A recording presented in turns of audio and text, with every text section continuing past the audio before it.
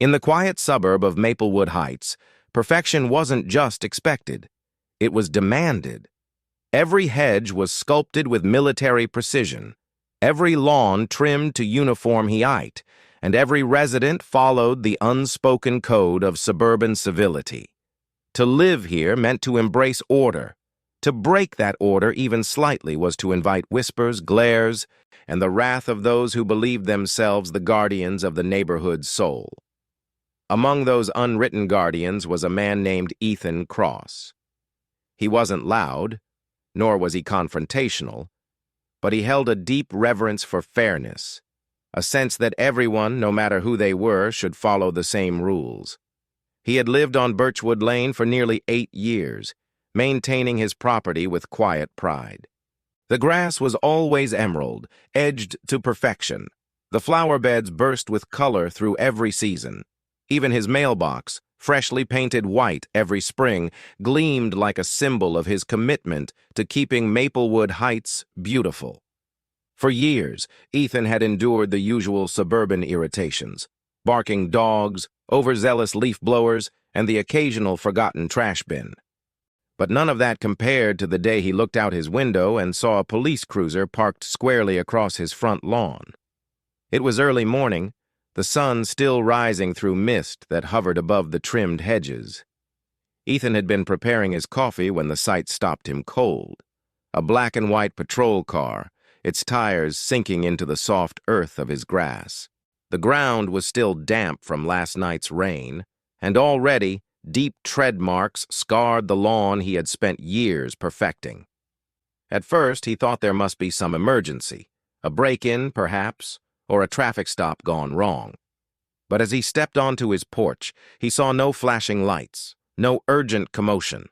The officer inside sat comfortably, scrolling on his phone, sipping from a large paper cup. The engine idled, exhaust curling lazily in the morning air.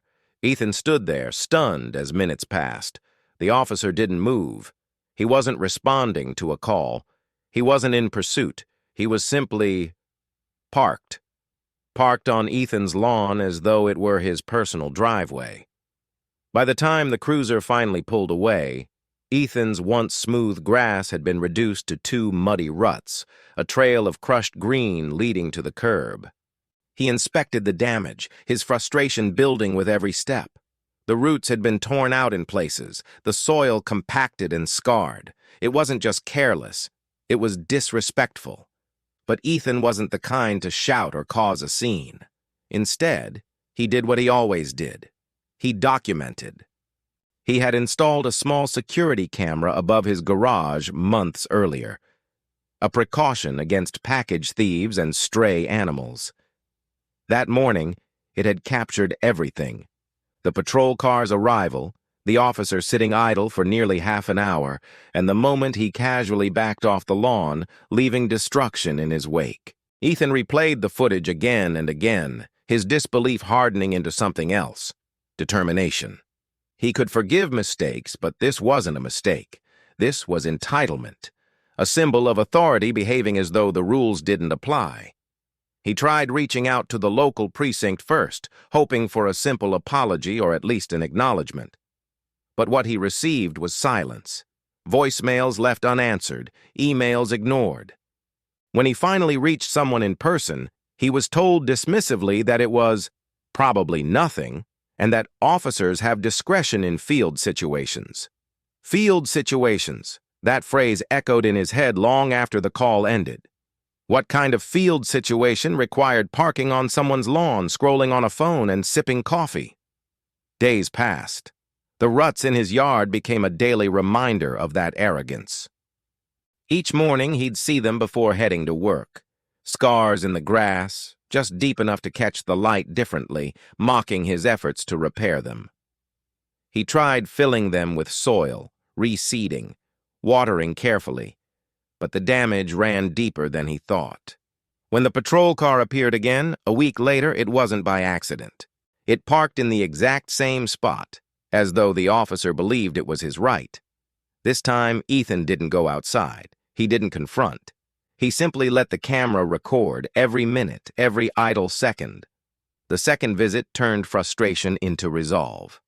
Ethan had learned long ago that power only listens when it's forced to. So he began gathering every shred of evidence he could find. Timestamps, video clips, even the damage receipts from a local landscaping service he hired to assess the lawn. He wasn't sure where it would lead, but he knew one thing: someone needed to see it. Someone higher than the precinct. That when he remembered the town's annual mayoral community meeting, a small event where residents could bring forward issues, concerns, and complaints directly to the mayor's office. It was meant for things like potholes or broken streetlights. But this felt bigger. In the days leading up to the meeting, Ethan organized everything neatly on a flash drive: the videos, the repair bills, the timeline. He rehearsed his explanation in his head, carefully removing emotion, focusing on facts. Because this wasn't just about his lawn anymore. It was about accountability, about proving that no one, not even an officer in uniform, was above respect for the community they served. When the night of the meeting came, the hall buzzed with small talk and polite applause. Ethan sat quietly, waiting his turn, hands steady on the small drive in his pocket. He didn't know what kind of reaction he'd get. Maybe laughter, maybe indifference. But once the footage played on the big screen, silence fell across the room. The mayor's expression shifted from confusion to concern. People turned, whispering, recognizing the neighborhood, the street, the familiar lawns. And then the murmurs began, small at first, then louder. The officer's behavior wasn't just careless. It was emblematic of something deeper, something residents had been quietly tolerating for too long. Ethan didn't expect what came next, how fast the story would spread, how quickly the incident would escalate beyond the quiet confines of Maplewood Heights. Because by the next morning, the footage wasn't just on the mayor's desk, it was online, and Maplewood Heights was about to learn what happens when one quiet homeowner decides enough is enough. By the time dawn touched the rooftops of Maplewood Heights, the story had already begun to spread beyond Ethan's quiet street. It started with a single post, a short clip extracted from his security footage, uploaded by someone who had attended the mayor's community meeting. The caption was simple but provocative. Officer parks on homeowner's lawn for 30 minutes. No emergency, no reason. At first, it was shared quietly among locals, neighbors, residents, and nearby community groups. But within hours, it began to take on a life of its own. By mid-morning, Ethan's street name was trending on local social media pages, accompanied by screenshots of the video. Comments poured in, some in disbelief, others in outrage. People began tagging city officials, news outlets, even the police department's social media accounts. What began as a neighborhood concern quickly transformed into a symbol of something larger: the misuse of authority, caught on camera. Ethan hadn't planned for any of this. He hadn't even shared the video himself. After the meeting, he had gone home quietly, expecting that the mayor's office would handle it internally. Maybe issue a statement, maybe request a formal apology. But instead, the clip was everywhere. By lunchtime, a local news station had reached out to him, requesting an interview. By evening, the video had reached over 100,000 views, shared across multiple platforms. The comments section burned with debate. Some defended the officer, calling it an innocent mistake. Others saw it as a symptom of entitlement, a glimpse into how small acts of disregard eroded trust between citizens and authority. But through all the noise, one truth became clear: people were watching. Ethan found himself caught between pride and discomfort. He hadn't wanted attention. He wasn't an activist or a troublemaker. He was just a man who wanted his lawn and his respect restored. But now his quiet act of accountability had turned him into an unwilling symbol. Neighbors began approaching him differently. Some stopped by to thank him for standing up. Others avoided eye contact, fearing association with controversy. The neighborhood chat group, usually filled with polite discussions about landscaping and HOA notices, became a battlefield of opinions. Words like entitlement, respect, and power echoed through digital threads, reshaping how residents saw the people who patrolled their streets.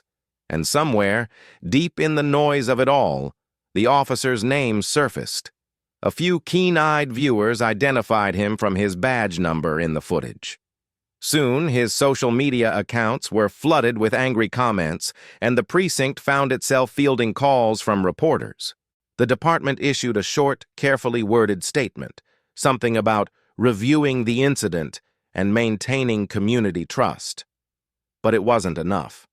The silence that followed felt like evasion, and in that silence, public anger grew. Meanwhile, the mayor's office was forced to respond. They called for an internal review, citing the video as concerning and worthy of investigation.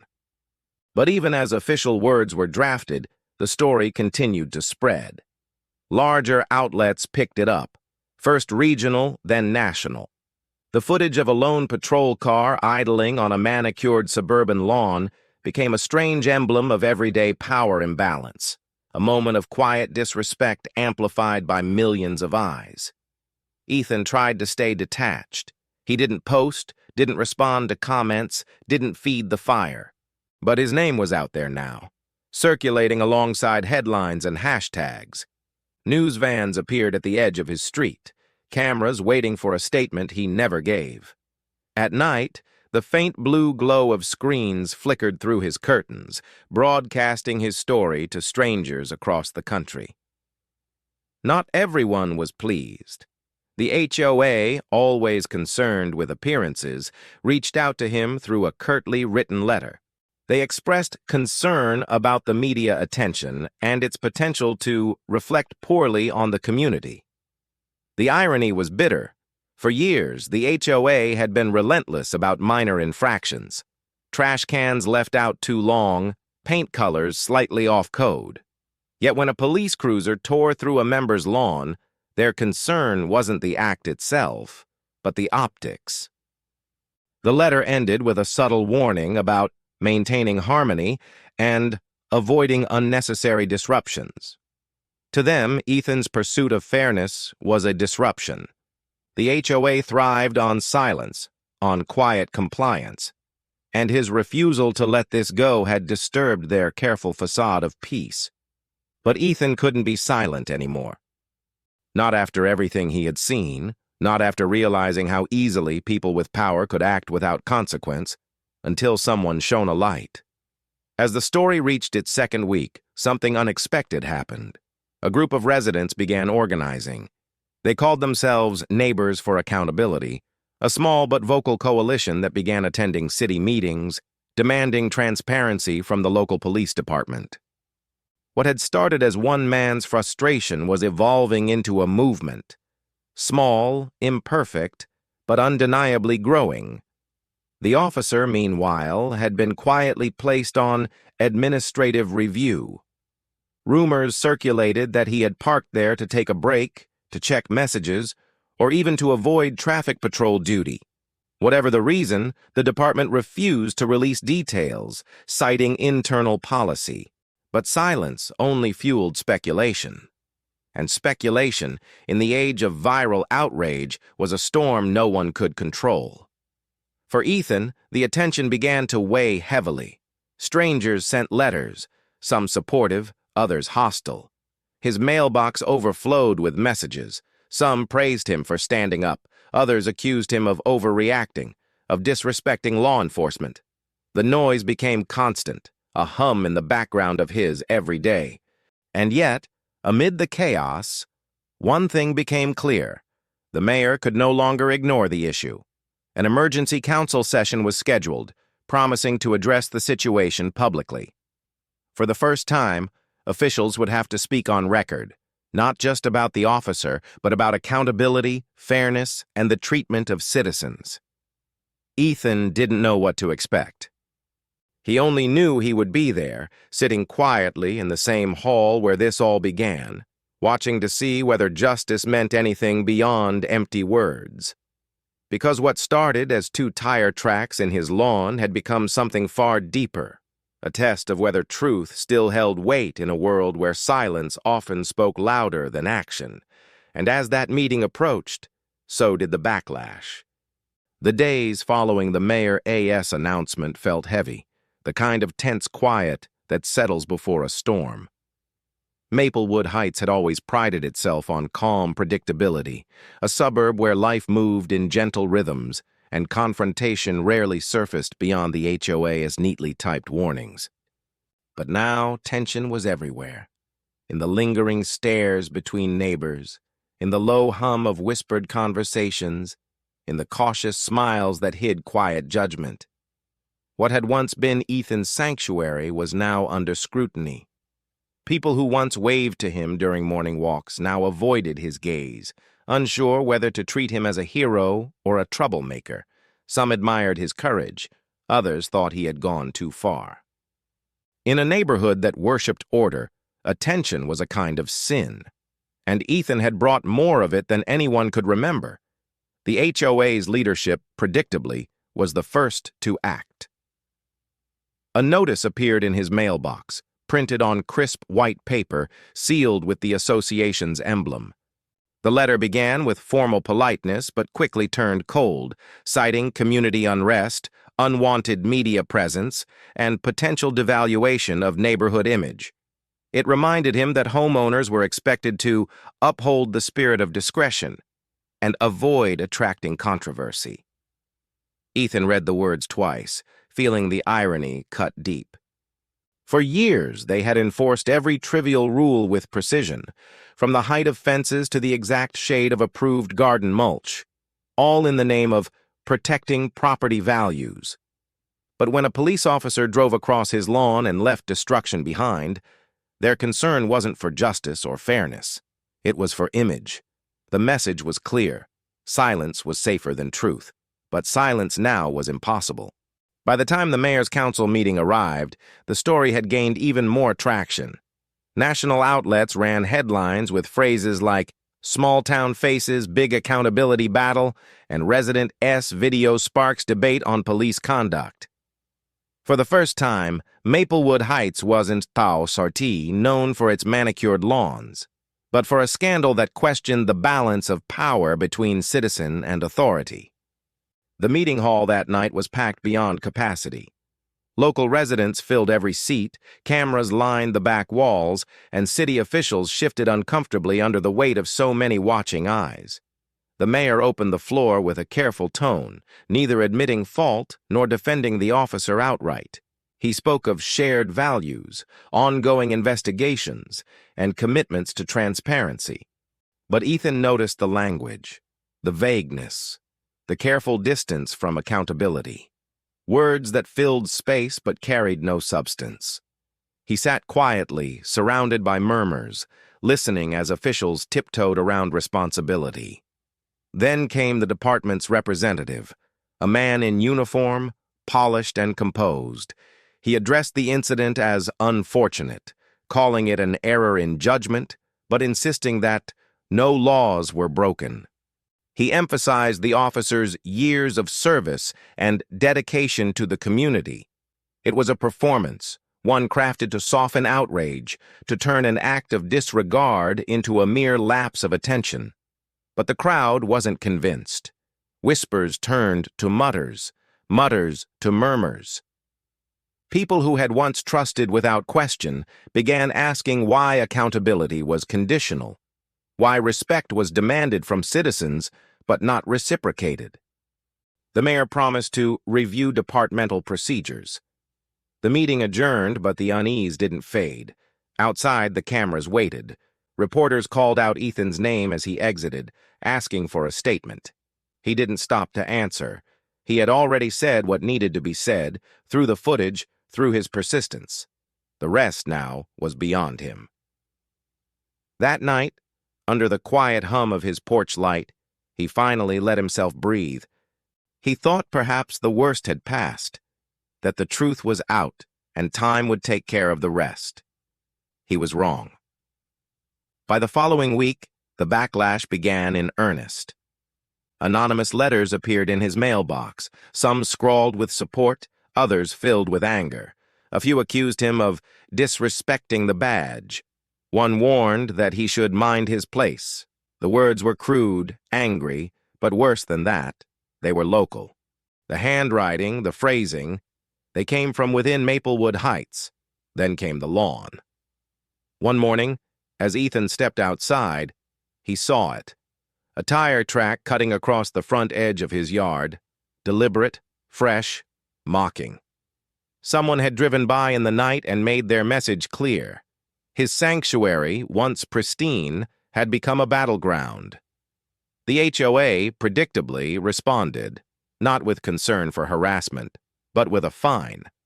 They cited lawn damage and failure to maintain neighborhood standards, attaching a penalty notice to his front door. The absurdity was staggering.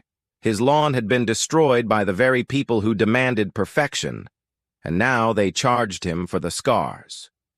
Ethan appealed, submitting his security footage once again, this time showing the late-night vandalism. The HOA's response was swift but sterile. They would investigate further, but in the meantime, the fine would stand. The irony burned deeper each day. For years, Ethan had believed in rules. That structure brought fairness. But now he saw how easily rules bent under power, how authority twisted accountability into blame.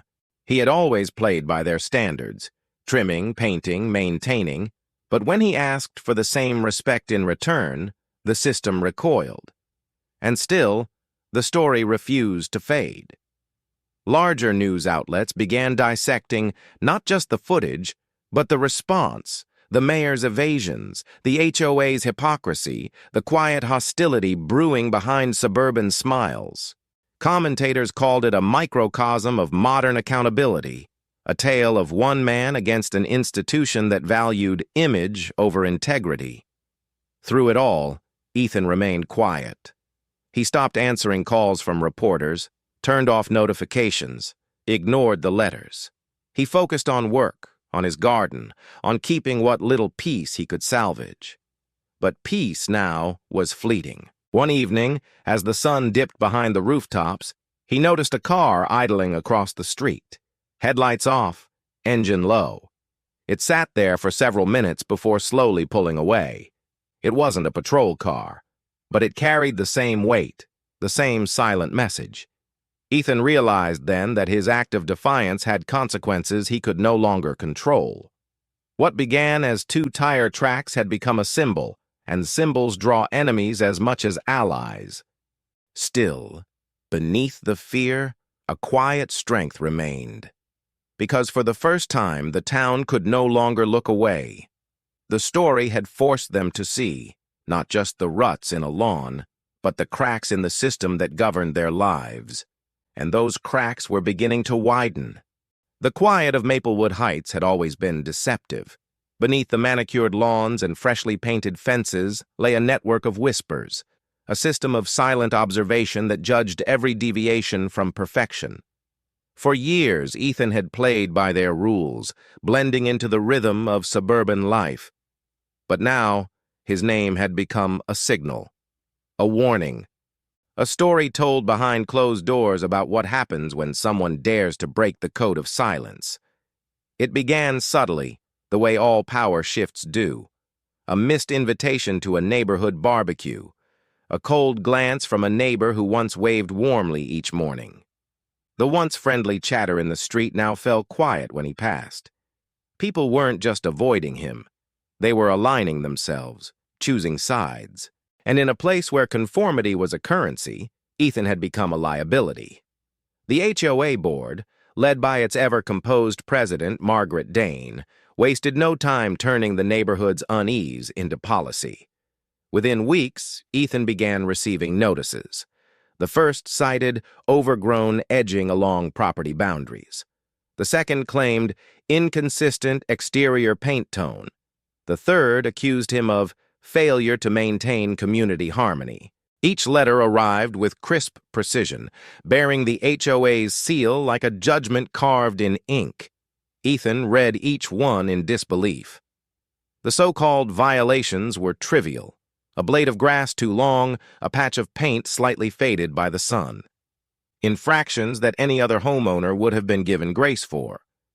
But for him, grace was gone. At first, he tried to reason with them.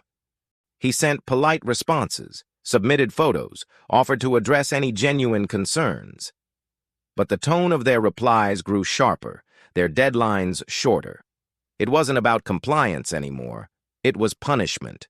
A campaign waged not through words, but through bureaucracy. Behind the official language, Ethan saw the message clearly. You embarrassed us. For years, the HOA had cultivated an image of control, a neighborhood free from chaos, ruled by structure. Ethan's viral story had shattered that illusion. News crews had driven past the gates, reporters had mentioned the community by name. To the board, that was unforgivable. The officers' actions may have scarred Ethan's lawn, but his persistence had scarred their reputation. So they turned their rules into weapons. They began inspecting his property weekly. Notices arrived for things that had never been enforced before. Unapproved bird feeder placement, excessive reflection from front window, trash bins visible from the curb longer than 10 minutes. The absurdity would have been comical if it weren't so calculated. Each fine grew larger, each deadline tighter. Ethan appealed, as was his right. But every appeal was denied with the same cold phrasing. Violation stands. The neighbors watched, pretending not to. Curtains twitched as board members took photos of his lawn, measuring inches of grass as though documenting a crime scene. And while most remained silent, a few began murmuring that maybe Ethan had brought it upon himself, that maybe it was easier to let things be than to challenge authority. Isolation settled over him like fog. The same street that had once been his refuge now felt hostile, each neat facade hiding quiet judgment. Even his driveway, once pristine, began to collect footprints from those who came not to visit, but to inspect. And yet through it all, Ethan refused to bend. He kept his lawn immaculate, his fences painted, his flower beds thriving. Every attempt to break him only strengthened his resolve. Because beneath the exhaustion, beneath the constant pressure, he knew this wasn't just about him anymore. It was about a principle. That power, unchecked, would always turn on those who questioned it. But the HOA wasn't finished. One morning, a certified letter arrived, heavier than usual. Inside was a notice of formal escalation. According to the document, Ethan S.'s continued non-compliance and disruption of neighborhood harmony had reached a level requiring disciplinary review. The board would hold a hearing to determine potential action, up to and including property lien placement or forced compliance penalties. In simple terms, they were threatening his home. Ethan sat at his kitchen table, the letter spread before him. Outside, the sunlight fell across the ruts that had started it all, now faint, but never fully gone. He thought about how small it had seemed in the beginning. Just a few tire tracks on wet grass. And yet here he was, months later, facing the possibility of losing his home because he refused to look away. He knew the hearing would be stacked against him. The board members were the same people who had been embarrassed by his story, the same ones who now saw his defiance as rebellion. But backing down was no longer an option. He gathered every letter, every fine, every photograph, every timestamp, building his own quiet case. When the day came, the HOA meeting was held in the community clubhouse, a pristine space that smelled faintly of polished wood and control. The board sat in a line behind a long table, faces composed, expressions rehearsed. Ethan stood before them, calm but unyielding. They read through his supposed violations, their voices even, almost mechanical. Each one was absurd, but their tone carried authority, the kind that could turn opinion into truth. When Ethan finally spoke, he didn't raise his voice. He simply laid out the evidence, the sequence of retaliations, the sudden surge in inspections, the pattern too clear to ignore. For a brief moment, silence hung in the air. Then came the dismissal, polite, practiced, final. The board would review and render a decision in due time. He knew what that meant. That night, he returned home to find another letter taped to his door. This one marked pending disciplinary action. The words blurred under the porch light, but their meaning was sharp. The HOA wasn't satisfied with silence anymore. They wanted surrender. But something had shifted in Ethan. The fear that had once lingered in his chest had hardened into resolve. The same way he had once turned his camera on injustice, he now turned it on them. He began documenting everything. Every inspection, every encounter, every notice. He knew sooner or later someone would need to see what they were doing. Because what the HOA didn't realize was that their campaign of control was no longer confined to their tidy streets. The world was still watching, and soon, so would the mayor. By the time the HOA issued its final warning, the story had evolved far beyond the boundaries of Maplewood Heights. What began as a single clip, one officer's careless act on a quiet lawn, had grown into a reflection of everything the town had tried to hide: its rigid hierarchy, its obsession with image, and the ease with which power turned inward when challenged. The local media, which had once focused on the police incident, now shifted attention to the HOA. Ethan's file, the stack of notices, fines, and hearing transcripts, had been quietly shared with a journalist who had been following his story since the beginning. Within days, a new headline appeared: "Homeowner who exposed officer now faces retaliation from HOA." The article was thorough, methodical, damning. It traced each notice, each inspection, each absurd violation. Photos showed Ethan's lawn, immaculate, pristine, beside citations describing failure to maintain visual harmony. The story spread quickly, rekindling the outrage that had once burned so brightly. This time, though, the target wasn't the officer. It was the system that had turned against one of its own. As public pressure mounted, the mayor could no longer remain a spectator. Her inbox flooded with messages, from residents demanding accountability, from journalists asking for comment, from citizens questioning why the same city that claimed to stand for fairness was allowing this kind of quiet persecution. A week later, an official notice appeared in Ethan's mailbox. It bore the city's seal, not the HOA's. The mayor's office was requesting a meeting. Ethan hesitated. He had grown weary of promises, of polite words that evaporated once cameras stopped rolling. But something about this letter felt different. It wasn't public. It wasn't for show. It was an invitation to speak privately, without the weight of performance. The meeting was held in a small municipal building downtown, away from the marble floors and polished chambers where public hearings took place. The mayor greeted him not with cameras or press, but with quiet sincerity. She had watched his story unfold, she said, and could no longer ignore what it revealed, not just about a police officer's lapse, but about the culture surrounding power in her own town. For nearly an hour, Ethan spoke. He laid everything bare: the tire tracks, the dismissive responses, the viral video, and the months of retaliation that followed. The mayor listened without interruption, taking notes, her expression shifting from curiosity to concern, then to quiet resolve. When he finished, she promised an inquiry, not into him, but into them, the HOA, the precinct, the chain of authority that had allowed this spiral of retribution to flourish unchecked. Word of the meeting spread quickly. Though the mayor hadn't released an official statement yet, whispers moved faster than policy. For the first time, the HOA found itself under scrutiny. Residents began asking questions, not about Ethan, but about the board's actions. Why were certain rules enforced selectively? Why did inspections suddenly multiply after a public controversy? Why had silence become mandatory in a neighborhood built on fairness? The board, unaccustomed to challenge, scrambled to contain the fallout. Margaret Dane called an emergency session, insisting that the HOA's reputation was being unfairly tarnished. But her confidence wavered when a city investigator arrived unannounced during their closed-door meeting, requesting access to records and correspondence.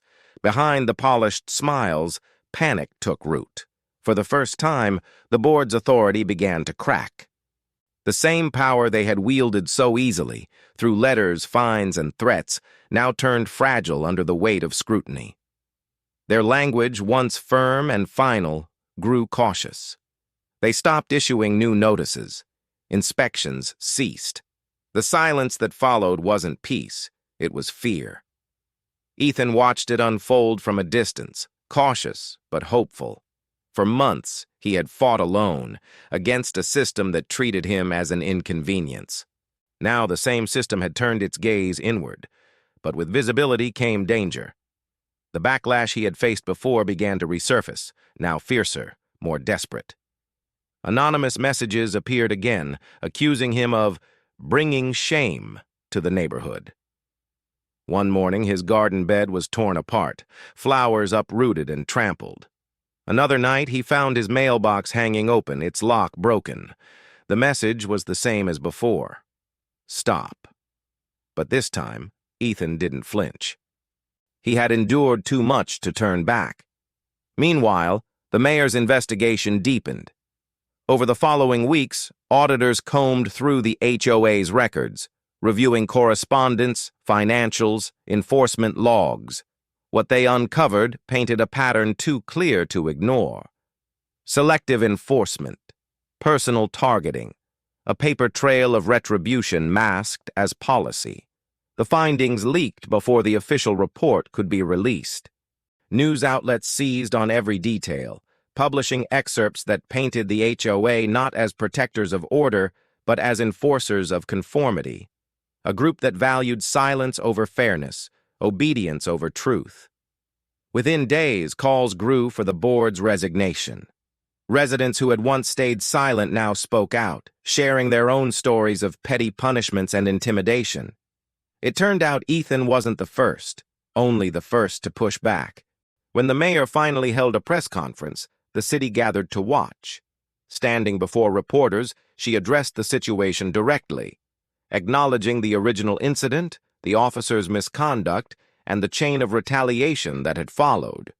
She announced reforms for both the precinct and the HOA oversight process, promising measures to prevent such abuses in the future. For Ethan, it was vindication, but not triumph. Because beneath the relief, there lingered exhaustion. He had never sought fame or recognition. All he had wanted was fairness, for his lawn, his home, his peace.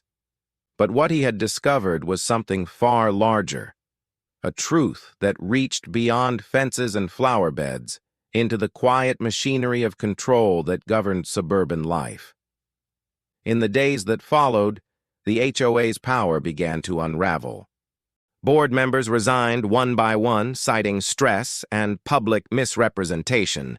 New elections were called. For the first time in years, residents felt they had a voice. But even as change swept through Maplewood Heights, Ethan couldn't shake the feeling that something still lingered. An unease that came not from authority, but from those who had lived too long under it. Some neighbors still avoided him, not out of hatred, but fear. The fear that speaking truth might invite the same storm. And then, one evening, as the sun dipped low over the rooftops, Ethan found a plain envelope on his doorstep. No seal, no return address. Inside, a single photograph, a still frame from his own security footage. The patrol car, sitting on his lawn, scrawled across the back were 3 words. It's not over. The photo sat in Ethan S. hands like a ghost, a relic of everything that had begun this chain of events. The still frame was unmistakable, the patrol car resting on his lawn, exhaust curling in the morning mist. It was the same image that had once ignited outrage, the same evidence that had forced silence into accountability. But now, in this moment, it felt different. It wasn't a reminder of victory. It was a warning. The message scrawled across the back, "It's not over," carried a chill deeper than any threat he had received before. There was no signature, no name, just a quiet implication that someone was still watching. Someone who hadn't forgiven him for breaking the code of silence that governed Maplewood Heights. Ethan turned the photo over again and again, studying every corner. The edges were sharp, recently printed. Whoever left it hadn't gone far. The faint tire marks that once scarred his lawn had long been reseeded, but in his mind, they felt fresh again, like an old wound reopening. That night, sleep came slowly. Every creak of the house, every car passing on the street drew his attention. He had faced public scrutiny, official retaliation, even quiet vandalism, but this felt personal. This was no longer about power or policy. This was about pride, the kind of wounded pride that festers in those who believe silence is strength. Morning came, and with it, a strange calm. Ethan brewed his coffee just as he had the day the officer first appeared. The same rising sun, the same dew on the grass. But Maplewood Heights was no longer the same place. The facade of order had cracked, and beneath it, the truth was laid bare. Word of the photo spread quickly. The mayor's office, now keenly aware of the scrutiny surrounding every development, dispatched investigators once more. The new HOA leadership, freshly elected, cautious, and eager to restore trust, offered to assist. Cameras were reviewed, doorbells checked, routes traced. Yet, like most acts born of cowardice, there was no trail to follow. Whoever had delivered the message had done so in darkness, under cover of quiet. But even without answers, something had shifted. The town, once so eager to judge, now rallied around the idea that this couldn't happen again. The Neighbors for Accountability group that had formed months earlier grew in number. Meetings were held in open spaces rather than behind HOA walls.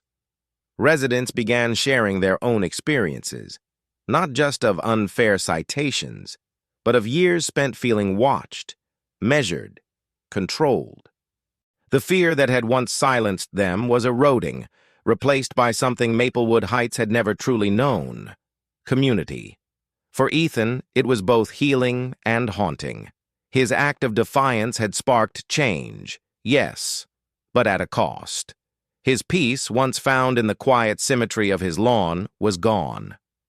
He could still feel eyes on him when he walked to his mailbox, could still sense whispers fading when he turned down the street. Change had come to Maplewood Heights, but not everyone wanted it. A week after the photograph appeared, a small package arrived on his doorstep. Inside, a single flash drive, no note, no return address. Ethan hesitated before plugging it in, half expecting another threat. But what appeared on his screen wasn't malice. It was footage. From his own security camera. A recording from that first morning, the one that started it all, only longer. In the clip he had originally shared, the officer had been idle, scrolling on his phone, but this version continued beyond what he had ever seen. After finishing his coffee, the officer stepped out of the cruiser. He looked around briefly, then walked to the edge of the lawn and, with a quiet motion, dropped something small into the grass. A discarded cup, maybe, or a piece of trash. But to Ethan, the gesture said everything. It wasn't just carelessness. It was contempt. The extended footage was proof, not just of negligence, but of intent. And whoever had sent it clearly wanted him to know that there were more eyes watching that day than just his own. Ethan sent the video to the mayor's office, along with a short message. You should see this. No explanation, no embellishment, just truth in its rawest form. When the story resurfaced again, for what felt like the final time, it wasn't sensationalized. It wasn't another viral moment. It was reflective. News outlets revisited Maplewood Heights not as a spectacle, but as a study of how small acts of disregard could ripple outward, exposing the fragile balance between authority and accountability. In one interview, the mayor described Ethan's persistence as a mirror held up to a system too comfortable with silence. The phrase spread through social media, less like a slogan and more like an echo, a reminder that what began as two tire tracks had become something much larger. By autumn, the town began to heal. The new HOA adopted reforms, eliminating punitive fines and requiring board transparency. The police department implemented community training, mandating public reporting for non-emergency conduct. The same residents who once shunned Ethan now invited him to speak at meetings to help shape a better framework for fairness. And yet, through all the progress, the photograph remained, framed now, quietly, on Ethan's study wall, a reminder of where it all began. Sometimes, late at night, he would glance at it and wonder about the person who left it. Was it meant as a threat, a warning, or perhaps, in some twisted way, an acknowledgement from someone who understood that once truth is unearthed, it can never be buried again? Outside, the lawns of Maplewood Heights gleamed under porch lights, as perfect as ever. But beneath their symmetry lay something new, not fear, not silence, but awareness. A collective understanding that order built on intimidation isn't order at all. And for the first time in a long while, Ethan felt peace. Not the fragile peace of conformity, but the earned quiet of someone who had faced the storm and refused to be washed away. Because the truth of Maplewood Heights was simple. Perfection had always been an illusion. But justice, slow, painful, imperfect, was real. And though the tire tracks had long faded, their imprint would remain forever.